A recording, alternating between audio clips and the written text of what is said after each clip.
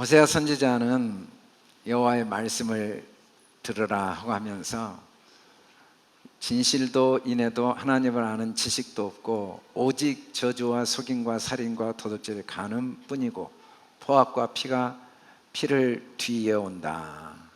그러면서 내 백성이 지식이 없어서 망한다 라는 말씀을 합니다. 사람들은 삶에 대해서 오해를 많이 합니다. 언젠가는 문제가 없어지겠지. 삶 자체는 우리에게 끊임없이 문제를 내어주고 있죠. 사람 외에는 삶의 문제를 고민하는 사람, 피조물은 없습니다.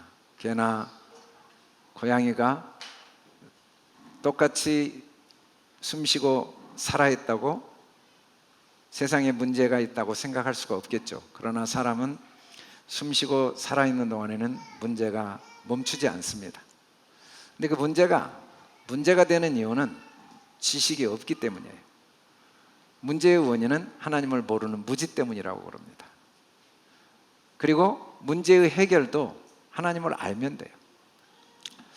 하나님을 알면 모든 문제가 해결된다는 건 이 진리의 말씀인 성경 말씀을 알면 하나님을 알게 되니까 모든 문제가 해결된다는 말씀인데, 그렇다면 이 말씀은 모든 사람에게, 모든 시대, 모든 상황에 적용이 가능하다는 의미입니다.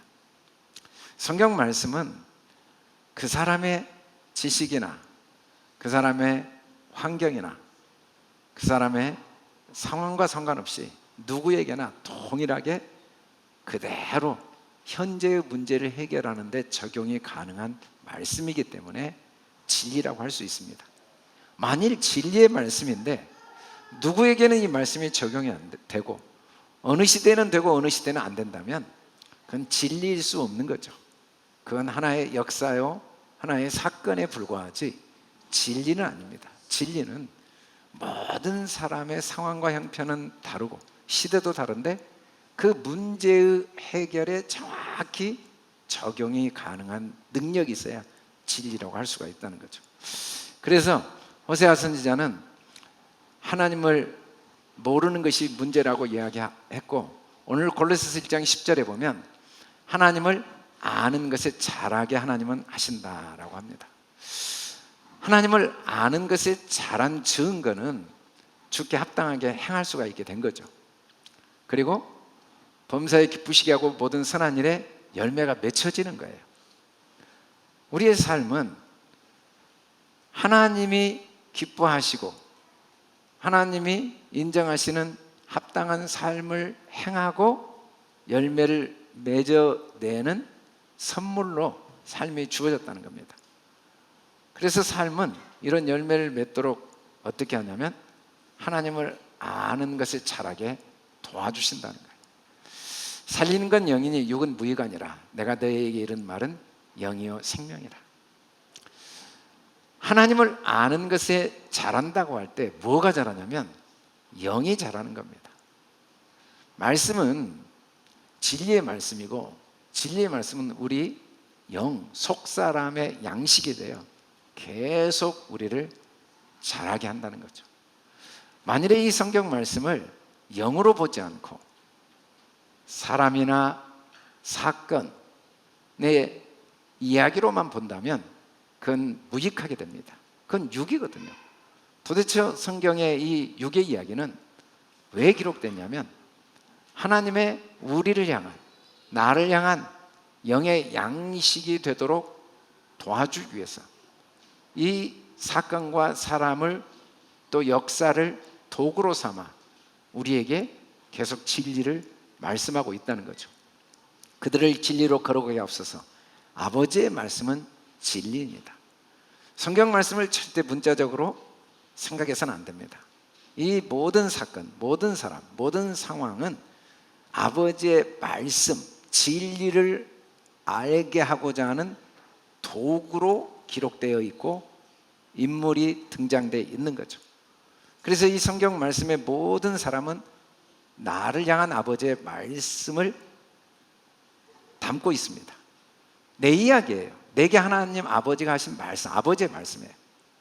만일에 아버지의 말씀을 어떨 때는 정말 자녀를 위해 포기할 수 없는 아픈 사랑 때문에 극단적인 말을 할 때도 있는데, 차라리 나가버려라, 다시는 나한테 도움을 구하지 마라, 이런 말은 정말 지금 네가 처한 상황은 심각한 상황이고 너 이번에 반드시 변화가 돼야 된다, 너 정말 네가 생각을 바꿔야 된다 라는 또 다른 사랑의 표현인 걸 모르면 그 속에 담긴 의미를 발견하지 못하고 진짜 집을 나가버린다면 그보다 어리석은 일이 어디 있겠습니까?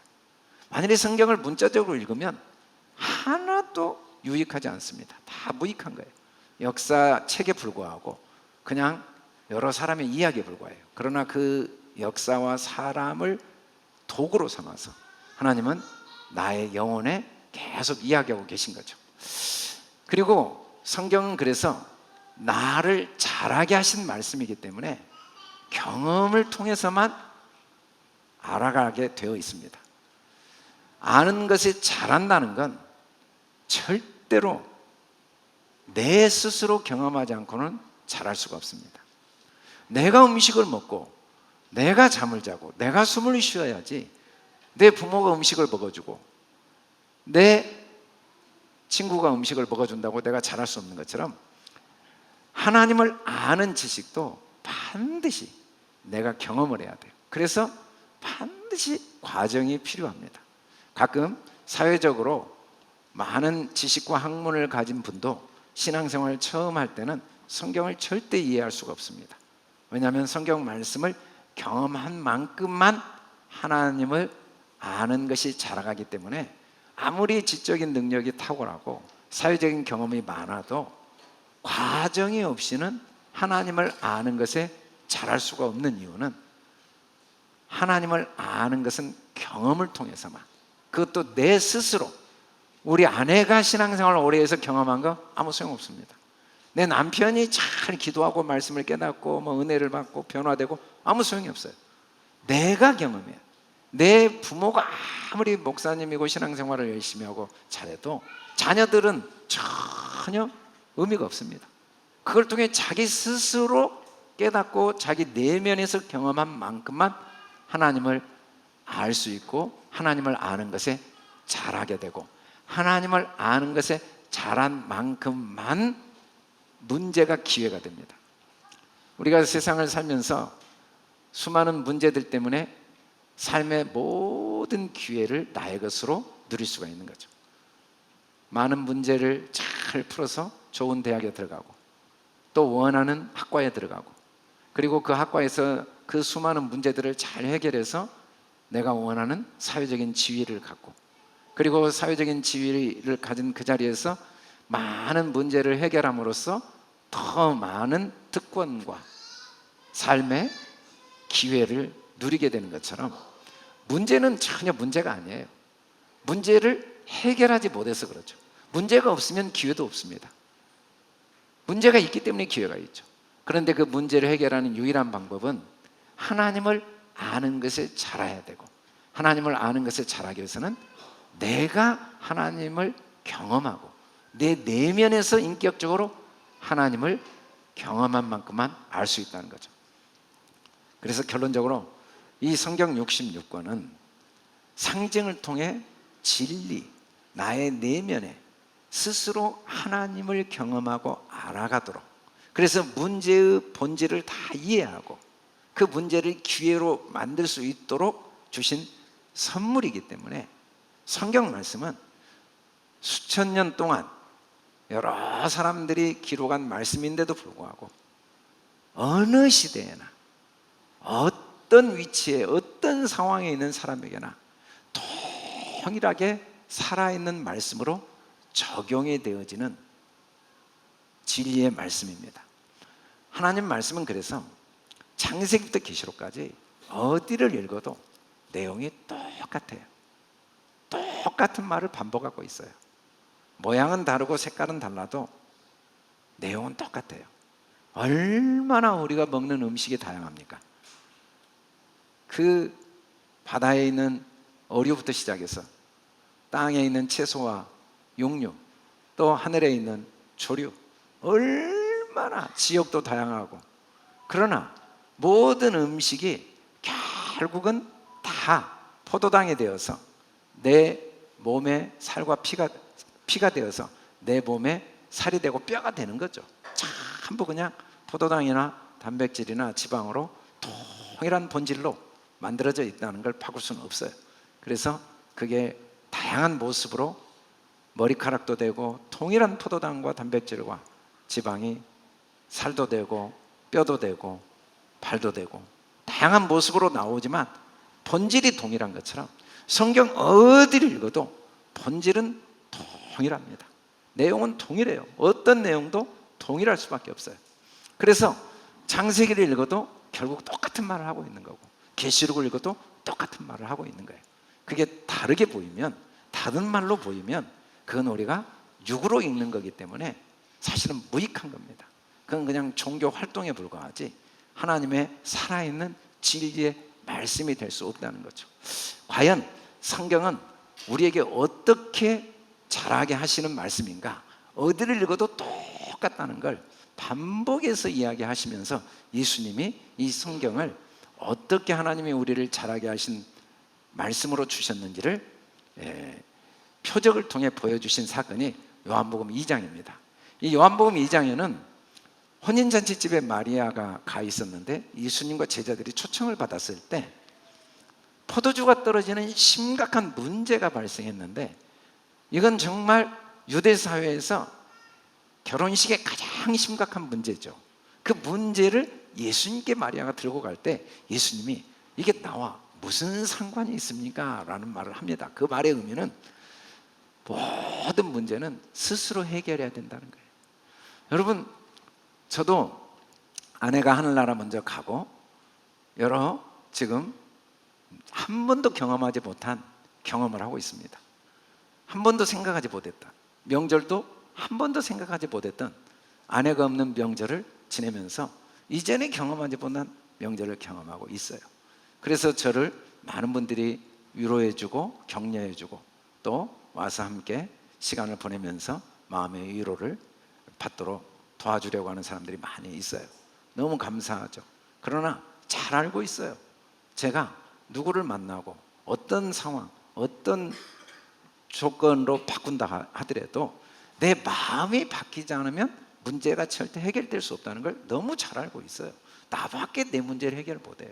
가끔 부모와 자녀들이 자녀 때문에 힘들어하는 부모가 있어요. 자녀가 변화된다고 문제가 해결되겠습니까? 내 마음이 바뀌기 전에는 그 자녀의 변화는 또 다른 문제 때문에 동일하게 또 근심하게 돼 있어요. 남편의 변화를 원하는 아내들, 남편이 변하면 자기 문제가 해결되겠습니까? 내가 변하기 전에는 아무 문제도 해결이 되지 않는다는 거죠. 그래서 삶은 나밖에 책임을 못 져요. 그 의미로 나와 무슨 상관이 있나이까? 라고 이야기를 할 때 마리아가 알아듣고 하인들에게 예수님이 무엇을 명하든지 그대로 순종해라. 각자 자기의 삶의 자기 문제는 자기밖에 책임을 질 수 없다는 걸 말씀하고 있는 거죠. 그리고는 6절에 보니까 거기에 유대인의 정결 예식을 따라 두세 통 드는 돌 항아리가 6개가 놓여 있다라고 말합니다. 여기서 두세 통 드는 돌 항아리 6은 비유입니다. 비유는 성경 전체가 항상 동일한 말을 하기 때문에 비유가 되는 거죠. 왜 2통 드는 항아리가 아닐까요? 왜 3통 드는 항아리가 아닐까요? 2~3통 드는 항아리는 없습니다. 2통이 들든지 3통이 들든지 그러지 어떻게 2통이 드는 항아리가 갑자기 3통 드는 항아리가 될 수 있고 3통 드는 항아리가 2통 드는 항아리가 될 수가 있겠습니까? 이걸 문자적으로 하면 이해가 안 가는 거죠. 성경에 예수님이 내 살과 피를 먹으라는 걸 문자적으로 해석하면 이해가 안 돼요. 성경은 다 진리를 말하기 위한 도구죠, 도구. 그런데 여기서 돌은 돌 항아리에 이 항아리가 돌로 되어 있다라는 이 돌은 성경에서 항상 하나님의 진리의 말씀이 글자로 기록되어질 때를 돌로 표현해요. 출애굽기 32장 15절에 보면 두 증거판이 나옵니다. 이게 돌판이죠. 돌판, 증거판인데 이 증거판에 양면 이쪽 저쪽 글이 써져 있는데 16절에는 이 돌은 하나님이 만드신 거다. 이 돌판 하나님이 만드신 거예요. 또 글자도 하나님이 써서 새기셨다. 돌은 문자로 기록된 진리의 말씀을 의미해요. 그래서 성경 66권은 돌입니다. 여러분, 이 성경은 진리예요. 문자로 기록된 진리예요. 그래서 이 성경은 시대를 초월해서 완벽하게 적용이 가능한 거죠. 사람에게 전혀 차별되지 않고 누구에게나 완벽하게 그 사람의 문제는 다 다양하지만 그 문제를 해결하는 유일한 해결책으로 진리로 주어져 있는 거예요. 그리고 이 성경은 66권이지만 이걸 만드신 분은 하나님이십니다. 물론 1400년 동안 수많은 40여 명의 기록한 사람들의 이름이 성경에 나오지만 진짜 이 성경을 쓰신 분은 하나님이신 것은 바꿀 수가 없는 거죠. 왜냐하면 이건 돌이기 때문에, 진리의 말씀이기 때문에. 돌도 만드신 분이 하나님이고 거기에 기록한 분도 하나님이기 때문에 이 성경은 하나님이 기록하신 거라고 분명히 이야기를 하고 있습니다. 그런데 이 성경에 기록된 진리의 말씀의 특징은 전부 다 비유입니다. 창세기부터 계시록까지 하나도 빠짐없이 비유예요. 이건 진리를 말하고자 하는 도구예요. 이걸 문자적으로 그대로 볼 수 없는 이유는 이 모든 말씀은 진리를 말하고자 하는 비유로 사람과 사건과 역사의 옷을 덧입혀 놓은 거죠. 마치 우리가 어린아이에게 다양한 세상을 가르치기 위해서 그림책을 가지고 하나하나 보여주면서 비유로 가르치듯이 하나님은 이 기록된 문자 말씀 속에 나온 사건, 역사적인 스토리, 거기에 나온 인물들을 비유로 사용해서 우리에게 증거를 하고 있는 게 성경입니다. 그래서 사람들에게는 누구에게나 두세 통 드는 돌 항아리가 놓여 있어요. 왜냐하면 이 성경은 보이는 세상 이야기, 사건, 사람 이야기니까 알고 보니까 성경을 올바로 봤더니 내 삶 전체가 성경임을 알 수가 있습니다. 내 삶 전체가 진리임을 알 수가 있어요. 사람들은 세상의 삶에 대해서 판단을 많이 합니다. 좋다, 나쁘다, 옳다, 그러다. 그러나 전부 나에게 하나님이 증거하고 계시는 변할 수 없는 진리입니다.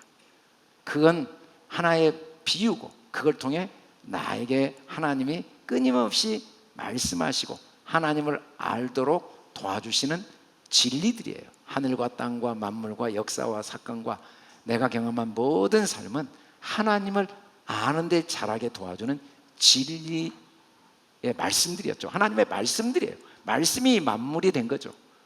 그게 말씀인 것을 명확하게 알 수 있도록 도와준 게 성경이니까 성경을 가졌다는 것은 삶을 올바로 보는 유일한 안경, 유일한 능력을 갖게 된 최고의 선물이라고 할 수 있습니다.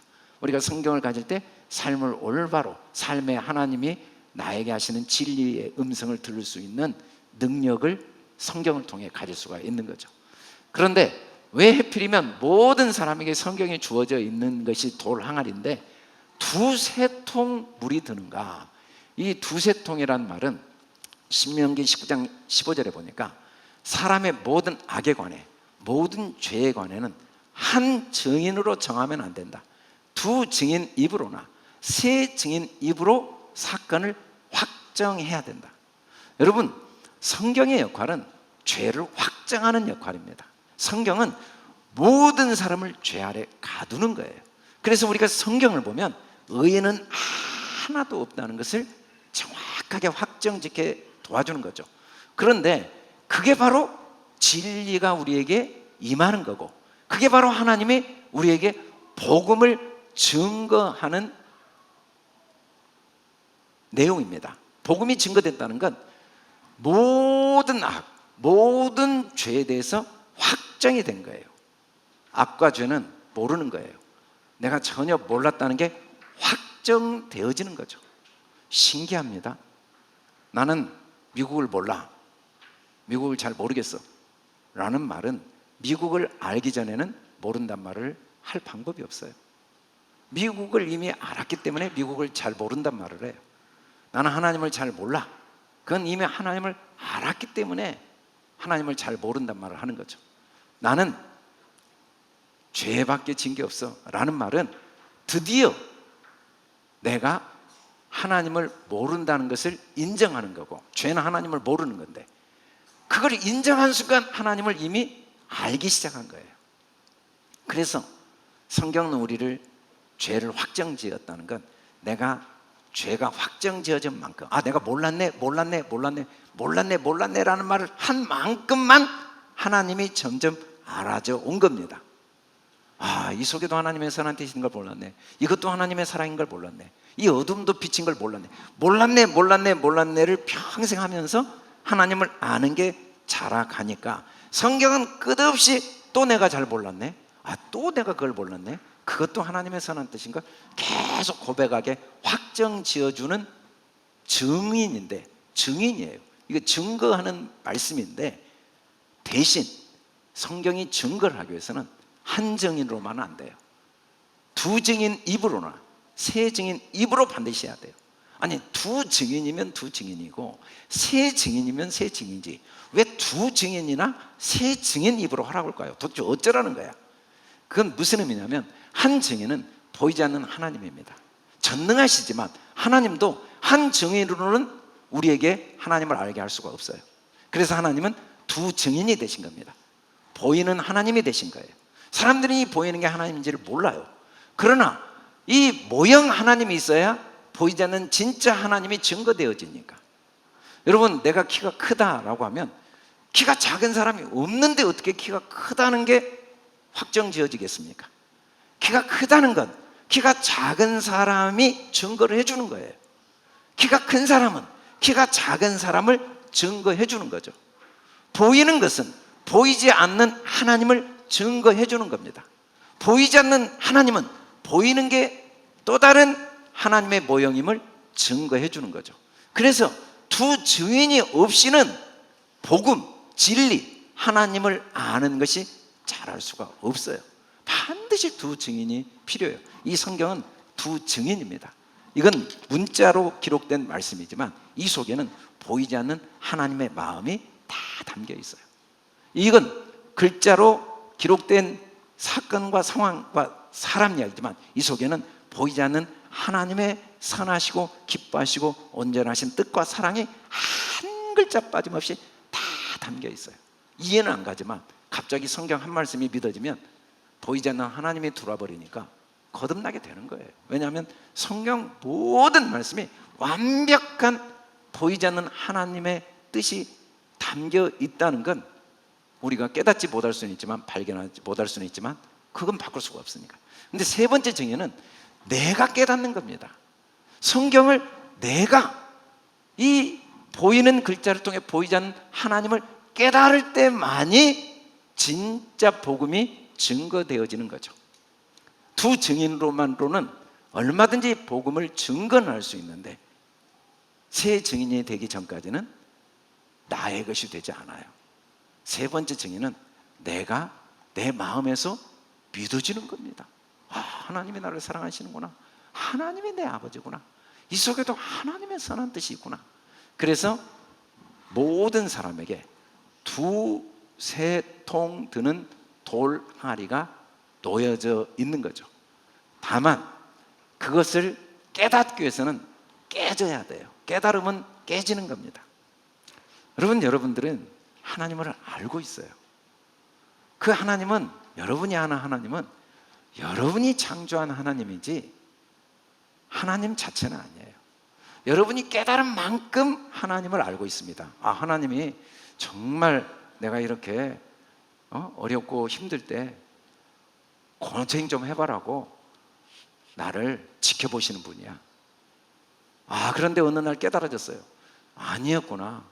나와 함께 고통을 당하면서 그 고통 속에서도 나를 돕고 계셨구나. 그렇게 깨달아지면 하나님이 바뀌어버립니다. 여러분이 지금 믿고 있는 하나님은 또 깨달으면 또 바뀌어요. 깨달은 만큼 매 순간 하나님, 내가 깨달은 만큼 내 하나님을 내가 믿고 만들어내는 거죠. 일생은 깨달음의 과정입니다. 이것도 이 속에도 하나님의 은혜가 있었네. 아내와 남편의 그 오해와 다툼 속에도, 이해와 사랑 속에도 변함없이 큰 사랑이 있다는 게 깨달아지면 그 다툼도 나에게 소중한 선물이 되겠죠. 그래서 깨달으려면 무조건 생각이 깨져야 돼요. 일생 동안 생각이 깨져야 돼요. 일생 동안. 그래서 육체는 자람이 한계가 있지만 영은 자람이 하나님의 온전함까지 영원히 자라야 돼요. 그래서 매일 깨닫는 일이 멈추지 않아야 돼요. 또 깨닫고 또 깨닫고. 저도 완전히 새롭게 깨달아요. 지금까지 그렇게 많이 설교를 했고 그렇게 많이 가르쳤지만 제가 지금 처한 상황 때문에 전혀 새로운 걸 깨닫고 있어요. 제가 처한 상황이 있기 전에는 한 번도 깨닫지 못하고 느끼지 못했던 또 다른 하나님의 진리를 깨달을 수밖에 없어요. 삶은 매 순간이 처음이기 때문에 매 순간 깨달음이 주어지는 기회인데 다만 생각이 깨트려져야 돼요. 내 생각이. 그러면 어떤 일이 일어나는가? 예수님께서 둘째는 그들에게 항아리에 물을 채우라고 했어요. 그랬더니 아기까지 물을 채웠어요. 사실은 항아리 속에는 항상 물이 있다는 걸 우리에게 계시하고 있습니다. 돌이 깨어지면 그 속에 이미 물이 있는지를 몰랐는데 깨어져 보면 물이 있다는 걸 알게 돼요. 출애굽기에 보면 호렙산에서 모세에게 하나님이 반석을 치라고 해요. 반석을 치라. 그랬더니 그곳에서 백성이 다 먹을 물이 흘러나와 가지고 백성들이 그 목전에서 반석에서 나온 물을 다 먹습니다. 이 반석 안에는 반드시 물이 담겨 있는데 이 물은 우리를 구원에 이르게 하는 지혜가 있게 하는 걸 물이라고 합니다. 성경 말씀은 지혜의 말씀이에요. 이 속에는 우리의 문제를 해결하는 지혜가 담겨 있어요. 그래서 성경을 문자적으로, 역사적으로, 사건적으로 천년 만년 읽어도 무익해요. 그걸 통해 현재 내가 처한 상황 속에 구원에 이르는 지혜를 배워야 돼요. 지혜는 마음에서밖에 배울 수가 없습니다. 지혜를 배우면 어떤 능력이 나타나냐면 첫째는 하나님의 사람으로 온전하게 돼요. 여러분, 하나님은 완전하신 분이지만 우리는 온전해져야 돼요. 왜? 우리도 완전한데 그 완전을 경험해서 완전에 이르기 때문에 온전해져 가는 과정이에요. 막 태어난 아이나 나이가 많이 드신 할아버지나 차이는 아무것도 없습니다. 동일한 사람의 모든 능력이 100% 동일해요. 여러분, 사람은 사람 낳아요. 사람이 개 낳을 방법이 없어요. 사람은 사람 낳고 사람이 하는 일들은 다 똑같아요. 거기서 큰 차이가 없어요. 그러나 할아버지와 막 태어난 아이의 차이는 너무 크죠. 무슨 차이만 있는가? 온전해지지 못한 차이. 똑같이 완전한데 경험만 차이가 있지 다른 차이는 없어요. 그래서 우리가 지혜가 임하면 내가 하나님의 완전한 자녀임을, 하나님과 동일한 내 안에 그리스도밖에 없음을, 내 삶의 어느 것 하나 하나님의 완전하신 그 과정에 아닌 게 하나도 없다는 걸 깨닫는 게 지혜예요. 모든 선한 일을 행할 능력이 갖추어진다는 건 선한 일은 어떤 상황 속에서도 나를 향한 하나님의 사랑을 경험하는 거죠. 나를 향한 하나님의 은혜를 깨닫는 거죠. 그게 선한 일을 할 능력입니다. 성경은 우리 마음에 지혜를 줘요. 그래서 결론적으로 성경 말씀은 문자를 지키라고 준 게 아니라 마음을, 오직 마음을 새롭게 함으로 변화를 받는 거예요. 변화를 받는 마음의 특징은 항상 그 속에 하나님의 선함이 보이는 거죠. 그가 나에게 행한 아픔과 고통과 상처 속에도 하나님의 말할 수 없는 기뻐하시고 온전한 뜻이 보여진 마음. 요셉이 총리가 됐다고 문제가 해결되겠습니까? 마음이 안 변한데. 요셉이 노예가 됐다고 문제가 있겠습니까? 마음이 변해버렸는데. 요셉이 말도 안 된 누명을 쓰고 감옥에 갔다고 문제가 있겠습니까? 마음이 변화됐는데. 내 마음이 변화되면 모든 문제는 기회가 되지만, 내 마음이 변화되지 않으면 남편이 변한들 무슨 소용이 있어요? 환경이 변한들, 경제적인 여유가 생긴들 무슨 소용이 있겠어요? 그 경제적인 여유 속에 또 다른 문제에 눌려 있을 텐데, 경제적인 어려움이 있다고 무슨 문제가 있겠어요? 내 마음은 이 속에도 하나님의 선한 뜻이 있어서 내 마음은 자유롭고 부요하고 그리고 기쁜데, 하나님은 계속해서 삶의 과정을 통해 내 마음이 날로 변하기를 원해요. 어느 것 하나도, 몇 가지만 하나님의 선하시고 기뻐하고 온전한 뜻으로 보였던 게 하나하나가 다 하나님의 선하시고 기뻐하시고 온전한 뜻으로 분별이 되어지는 마음의 변화가 날마다, 이게 잘하는 거죠. 잘하는 거. 주께서 이르시되 너희 바에서는 지금 잔과 대접에 거친 깨끗하나. 이 말은 성경을 문자적으로 잘 지키는 겁니다. 그냥 그래서 이단들이 나온 거죠. 뭐 안식일 교회가 나오고 여호와 증인이 나오고 뭐 신천지가 나오고 구원파가 나오고, 자꾸 문자 몇 개에 얽매여 가지고 그 문자에 매여서 남을 판단하고 자기의 의의를 주장하고, 어떻게 그럴 수가 있어? 이 성경을 자꾸 문자를 기초로 어떻게 이 말씀에 이 미워하지 말라고 그랬는데 어떻게 미워해? 비판하지 말라고 했는데 왜 비판해? 아니, 그렇게 문자적으로 지키면 어떻게 성경을 다 지킬 수 있어? 다른 건 그 비유로 하고, 왜 선택적으로 그것만 갖고 왜 그 사람이 비판을 해요? 비판을. 성경은 문자적으로 지키라고 주어진 말씀이 아니에요. 그건 겉과 대접만 자꾸 닦는 거예요. 그 항아리 겉만 계속 닦는 거예요. 그 속에 있는 물을 마셔야죠. 물. 속에는 탐욕과 악독이 가득하다. 그럼 어떻게 해야 되는가? 그 안에 있는 것으로 구제하라. 그 안에 물, 항아리 안에 있는 물로 구제하라. 구제는 구원입니다. 물만이 우리를 구원시켜요. 이 물로 구원된다는 것은 마음이 새롭게 되는 거죠. 깨닫게 된 거예요. 모든 것이 너에게 깨끗하리라. 우리가 마음이 새롭게 되면 구제를 하게 되고, 구제를 하게 되면 깨끗하게 돼요. 깨끗하게 됐다는 건 뭐냐면 하나님의 선하신 뜻이 보이는 거죠. 어느 것 하나 하나님의 사랑이라 아닌 게 없다고 믿어지는 거예요. 선악으로 보지 않고, 그게 다 하나님이 나에게 하나님을 알도록 도와주는 가장 좋은 상황으로 보이는 거예요.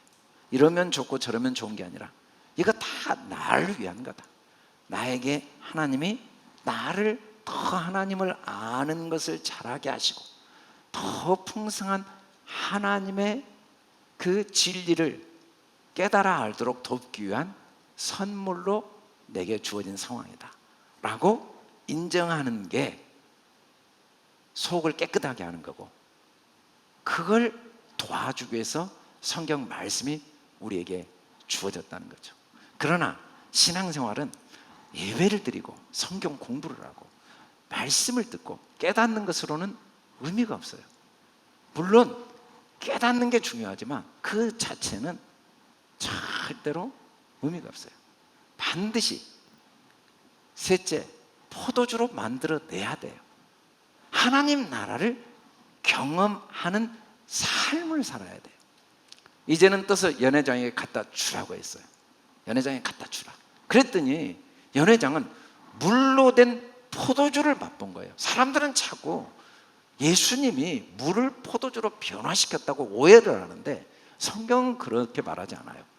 물로 된 포도주다. 분명히 물인데 그게 포도주 맛을 내는 거예요. 물로 된 포도주다. 어디서 난지 알지 못하되 물도온 하인들은 알았다. 여러분, 물이지만 그 안에 포도주가 담겨져 있어요. 항아리가 항아리지만 그 속에 물이 담겨 있고, 물이지만 그 속에 포도주가 담겨 있어요. 사건은 동일한데 깨달으면 그게 포도주 맛을 보는 경험을 하게 돼요. 깨달으면 너무 마음이 자유롭고 평안하고 기뻐요. 예수께서 대답하시되 진실로 진실로 내게 이르노니 물과 성령으로 나지 아니하면 하나님 나라에 들어갈 수 없느니라. 이때 이 성령이 포도주죠. 포도주는 나밖에 못 만들어요. 나밖에는 만들 방법이, 하인들이 물을 가져다 줬더니 사람들이, 연회장이 포도주 맛을 본 이유는 하인들은 물이지만 포도주로 봤기 때문에 포도주라고 생각하고 가져다 줬더니 포도주 맛을 본 거예요. 물은 포도주로 바꿀 수 있는 유일한 방법은 내가 물을 포도주로 인정해야 돼요. 내 아내가 내게 주신 하나님의 최고의 선물로 인정하면 결혼생활은 포도주 맛을 보는 거죠. 근데 인정이 안 되면 분명히 포도주를 줬는데, 물로 보이지만 그 속에 포도주가 있는데 평생 포도주 맛을 못 보는 거죠. 내가 겪는 아픔이 이 속에 포도주가 담겨 있는 걸 인정하면 그 아픔을 통해 아픔을 버릴 수는 없고 상처와 고통을 바꿀 수는 없죠. 노예로 팔려간 상황을 바꿀 수는 없는데 그 속에서 하나님 나라를 맛볼 수 있는 거예요. 왜? 내가 그걸 포도주로 인정하니까. 그런데 사울처럼 왕의 자리에 앉혀놔도 그걸 내가 포도주로 인정하지 않으면 그곳에서 악신의 고통을 당하는 거죠. 지옥 고통을 당하는 거죠. 경제적인 고난과 어려움이 오고 내가 계획한 일이 뜻대로 되지 않아도 그게 포도주라고 인정하면 그 상황 속에서만 주시는 은혜를, 하나님 나라를 맛보지 않을 수가 없는 건 나밖에 결정을 못해요. 하인들은 물을 가져다 준 게 아니에요. 분명히 물이지만 포도주라고 인정하고 갖다 주니까 포도주를 맛보는 거죠. 우리는 포도주를 주는 사람이 돼야 돼요. 그 사람이 그 문제가 큰 자기에게 아픔과 고통이고 해결할 수 없는 문제라고 말해도 나는 그게 하나님의 어떤 사랑이 있는지를 보고 이야기해 주면 우리는 올바로 그 사람을 보는 거겠죠. 예수님은 철저하게 물과 피로 임하실 뿐 아니라 성령과 진리로 임하신 분입니다. 예수 그리스도는 물로만이 아니에요. 피로 반드시 임하셨어요. 이 피가 포도주거든요. 증언하시는 성령이에요. 이 성령은 돌입니다. 예수님은 말씀을 물과 피로, 포도주로 꼭 만들어냈어요. 그래서 문둥병자를 보실 때 문둥병자는 자기는 하나님께 버림받았다는 확신을 가졌지만 예수님은 그 문둥병 속에 포도주가 있는 걸 보셨기 때문에 나의 아들아, 내가 원한다. 너는 나의 아들이다. 포도주로 보신 거예요. 그랬더니 그 사람 마음에 그 예수님의 포도주가 전달되어서 문둥병이 깨끗이 치료된 거죠. 우리는 모든 사람을 하나님으로 보는 능력까지 자라가야 돼요. 모두가 그리스도로 보는. 그리스도는 우리를 형제라 부르기를 부끄러워하지 않았어요. 내가 나를 그리스도로 보는 것까지 자라야 하나님을 아는 게 자라가고, 모든 사람이 그리스도로 보이는 데까지 자라야 우리가 그리스도의 온전한 장성한 분량까지 자라가겠죠. 그리스도는 세리도 창기도 하나님의 온전한 사람으로 보았어요. 하나님을 알지 못하고 깨닫지 못하는 죄 아래에 있지만 그렇다고 그가 하나님의 온전한 사람이 아닐 수 없다는 걸 보는 게 포도주를 만드는 겁니다. 포도주 맛은 나밖에 못 만들어요. 내가 인정을 해야 돼요. 그 물을 포도주로 인정해야 돼요. 그 상황을 나를 향한 하나님의 사랑으로 인정해야 돼요. 예수님이 이 첫 표적을 행하셔서 영광을 나타냈다 올 때 이 첫 표적이란 말은 첫 번째라는 의미가 아닙니다. 성경 66권은 다 돌 이야기고 물 이야기고 포도주 이야기다, 그 말입니다. 이 첫이란 말은 모두가 동일한 에하드, 하나의 이야기예요. 하나의 이야기. 그래서 예수님이 육으로 난 건 육이요 영으로 난 건 영이니 내가 거듭나야겠다는 말을 놀랍게 여기지 마라. 거듭나는 건 매 육체로는 한 번밖에 못 태어나지만 영으로는 매 순간 새롭게 또 깨닫고 또 깨닫고 또 깨닫고. 그래서 육신의 생각은 부족한 걸 채우고자 하는 건데 이 거듭난 영은 경험입니다. 계속 이미 우리는 우리 안에 돌 안에 물이 이미 있어요. 물 안에 이미 포도주가 있어요. 하나님 나라는 이미 우리 안에 주어져 있어요. 모든 상황이 다 하나님 나라를 경험하게 하는 하나님의 선물이에요. 다만 그걸 깨닫지 못해서 경험하지 못한 거죠. 환경을 바꾸면 하나님 나라가 있을까요? 상황을 바꾸면 하나님 나라가 있을까요? 사건이 해결되면 하나님 나라가 있을까요? 아니에요.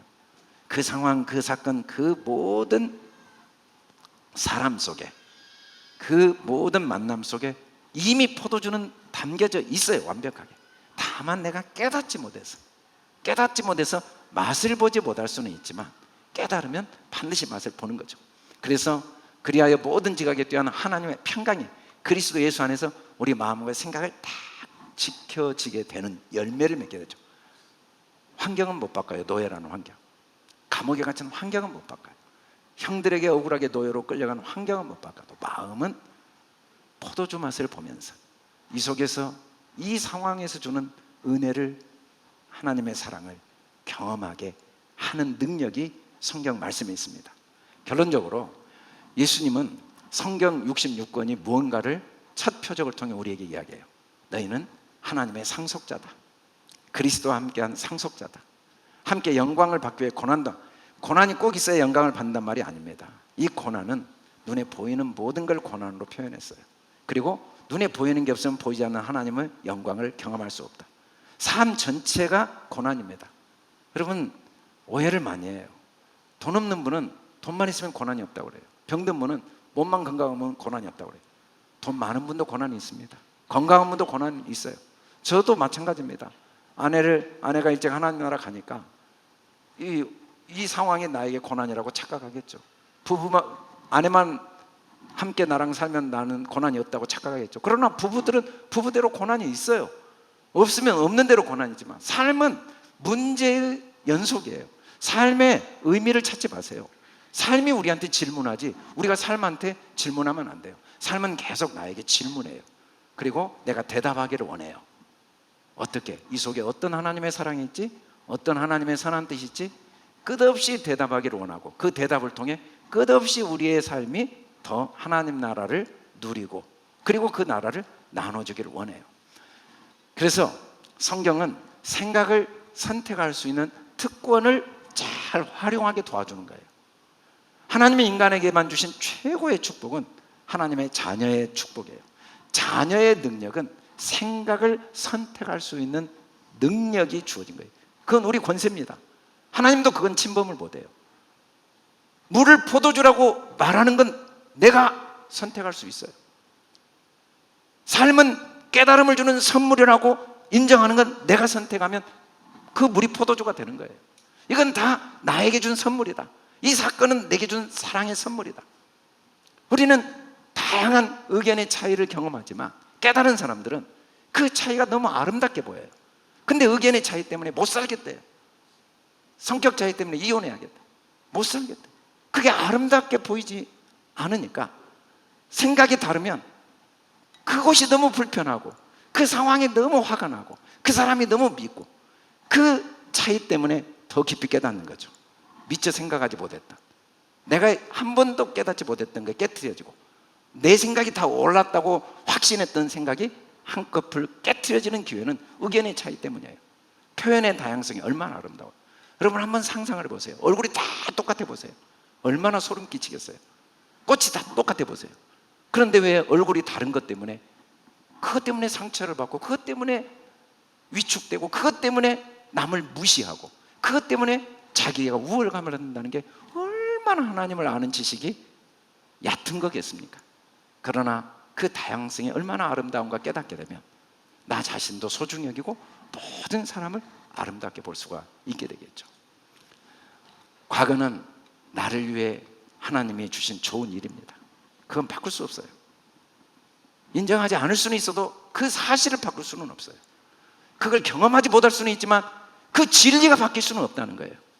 그 사건 속에 포도주가 있다는 걸 어떻게 바꿔내겠어요? 노예로 끌려간 게 나를 위한 거라는 걸 누가 바꿔내냐고요. 인정은 안 해서 경험은 못할 수 있죠. 현재는 가장 좋은 일이에요. 저도 하루에도 수백 번 생각이 나요. 제가 이번 추석 때 정말 너무 신기한 체험을 많이 했어요. 제가 제 아이들하고도 이야기했는데, 오늘 같은 날이 내 일생에 다시는 없었으면 좋겠다. 24시간 생각이 나요. 처음 아내가 없는 추석을 맞이하면서 선물이 들어와도 한 번도 그게 아무 의미가 없어요. 왜냐하면 항상 물어봤거든요. 이거 누가 줬는데 어떻게 할까? 그럼 모든 결정을 아내가 했지 나는 결정을 한 적이 없어요. 근데 결정할 사람이 없으니까 선물을 받아도 아무 의미를 못 느끼겠더라고요. 오히려 더 외롭고 더 허전하고 더 비참하고 더 슬프고 더 온갖 생각이 드는 거예요. 후회된 생각이 들고 온갖 24시간 생각이 한순간도 안 떠나는 경험을 했어요.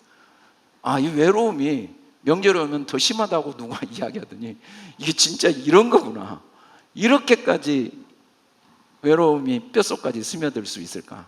허전함과 후회가. 그러나 그게 가장 좋은 거라는 걸 어떻게 바꾸겠어요? 그것이 아니었으면 내가 어떻게 이 많은 또 다른 진리를 깨닫고 하나님의 손길과 사랑을 경험할 수 있었겠어요? 저는 이번에 처음으로 경험한 거예요. 저만 경험하겠습니까? 어차피 누구나 경험해요. 어차피 모두는 누군가는 먼저 가고 먼저 가는 사람이 있으니까. 그게 나만의 문제겠습니까? 미래는 더 좋은 게 예배됐다는 건 바꿀 수가 없어요. 그게 바로 포도주를 맛보는 사람입니다. 우리가 그걸 인정하지 않을 수는 있어도 진리는 바뀌잖아요. 물 속에 포도주는 이미 있어요. 없는 게 아니에요. 모든 게 나를 위해 더 좋게 예비된 건 바꿀 수가 없어요. 그래서 삶은 메신저입니다. 이건 돌과 물과 포도주예요. 우리는 상속자지만 일생 동안 성경을 돌 수준에서 문자적으로 지키다가 갈 수도 있어요. 아니면 그냥 깨닫기만 하고 항상 아는데 그치를 수요. 은혜 받았는데 맞는 말이야. 그러다가 갈 수도 있어요. 아니면 포도주까지 상속받을 수 있어요. 그대로 인정하는 거예요. 이 속에도 하나님의 사랑이 있어. 이게 나를 위한 가장 좋은 거야. 나를 위해 모든 게 이미 예비되어 있어. 그래서 아직도 내가 숨 쉬고 있어. 지금까지 경험하지보단 더 좋은 게 나를 위해 준비되어 있으니까. 그러나 돌만 상속받은 사람은 여전히 현재는 답답하겠죠. 과거는 후회스럽고 앞날은 염려가 되고, 그래서 후회와 불만족과 염려 속에 살겠죠. 그러나 물까지 깨달은 사람은 과거는 감사하겠죠. 그런데 현재는 불만족이고 미래는 항상 근심해요. 그러나 포도주까지 상속을 받은 사람은 지나온 시간을 바꿀 수는 없어도 그게 얼마나 나를 위해 좋은 일인지 그 메신저를 통해 하나님의 은혜가 하나하나 더 깊이 깨달아지고, 지금 주어진 상황을 절대로 불평하지 않고 감사하면서 앞날에 대해서 아무것도 염려하지 않고 현재 주시는 은혜를 누리면서 지금 웃을 수가 있겠죠. 포도주를 만들어낸 사람은 지금 웃습니다. 지금 기뻐하는 거예요. 옛날에 기쁜 이야기를 하는 게 아니에요. 옛날에 웃는 이야기를 하는 게 아니에요. 제가 우리 아이들하고도 여러 번 이야기했어요. 아내와 함께 살아온 시간이 그립고 아쉽지만 그게 은혜가 감사가 돼야지. 그게 슬픔이고 그게 고통이 된다면 그건 내가 안경을 잘못 쓰고 있는 거다. 진리를 올바로 보지, 사건을 올바로 보지 못한 거예요. 얼마나 감사한 시간이었는가. 그리고 지금은 지금대로 하나님이 내게 주신 은혜를 발견해야지.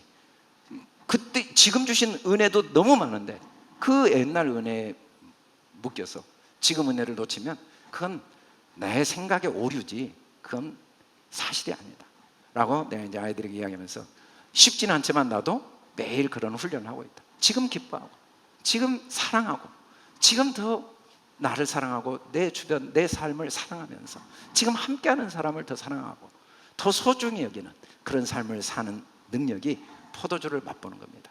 우리가 아직 포도주까지 맛보지 못한 사람은 이상하게 지나온 시간은 항상 후회하고, 그리고 지금은 만족이 없고 앞날은 염려가 되는 것으로 하나님이 우리를 돕고 계시겠죠.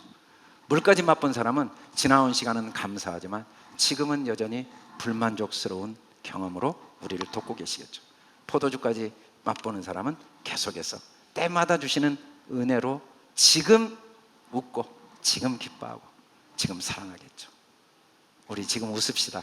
옆사람 웃어봅시다. 지금 기뻐합시다. 지금 서로 사랑합시다. 더 많이 웃고 더 많이 기뻐하고 더 많이 사랑하는 저와 여러분 될 수 있기를 주님의 이름으로 축원합니다. 우리 다 같이 일어나 선포하고 찬양합시다.